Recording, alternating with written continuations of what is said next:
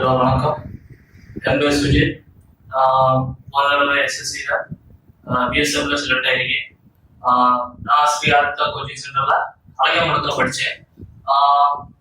நான் first step SSC ஜிடியை பொறுத்தவரை exam தான். எக்ஸாம் கிளியர் பண்ணால் மட்டும்தான் நம்ம அடுத்த ஸ்டெப்பு போக முடியும். நம்ம ஃபிசிக்கல் எவ்வளோ இருந்தாலும் எக்ஸாம் இல்லைன்னா ஒன்றுமே இல்லை.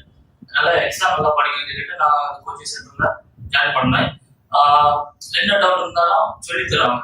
நமக்கு எப்பவுமே ஸ்பீடு தான் முக்கியம். நான் ஸ்டார்டிங்ல எல்லாம் 100 கொஸ்டின்லாம் அட்டன் பண்ணிட மாட்டேன். எக்ஸாம் நடக்கும்போது அட்டன் பண்ணிட மாட்டேன். 60 இவ்வளோதான். ஏன்னா நம்ம ரீசனிங் முடிச்சவங்க டைம் எல்லாம் முடிச்சிடும். டெய்லி எக்ஸாம் நடக்கலாம். ப்ராக்டிஸ் தான் சீக்கிரம் முடிச்சது. ஏன்னா நமக்கு எக்ஸாமுக்கு 1.5 மணி நேரம் இருக்கும். எப்படியும் இது பண்ணோம்னா நம்ம பயிற்சி எடுத்தால் மட்டும்தான் முடியும். அதனால நாங்கள் படிச்சு நல்லா சொல்லி தந்தாங்க. என்ன டவுட் இருந்தாலும் ஒன்று கிளியர் பண்ணி விட்டாங்க. எக்ஸாம் டெய்லி வந்தேன். அதான் மெயின் ரீசன்.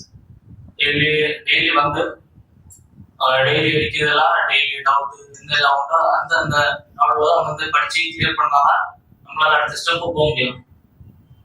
இங்க வந்து படிச்சனாலதான் ஒரு ஐடியா கிடைச்சு எப்படி எழுதலாம், எப்படி எந்த மாதிரி எல்லாம் டைம் ஸ்பெண்ட் பண்ணலாம் ஒவ்வொரு கொஸ்டினுக்கு நம்ம ஐடியா கிடைச்சனால என்னால் பாஸ் ஆக முடியுது.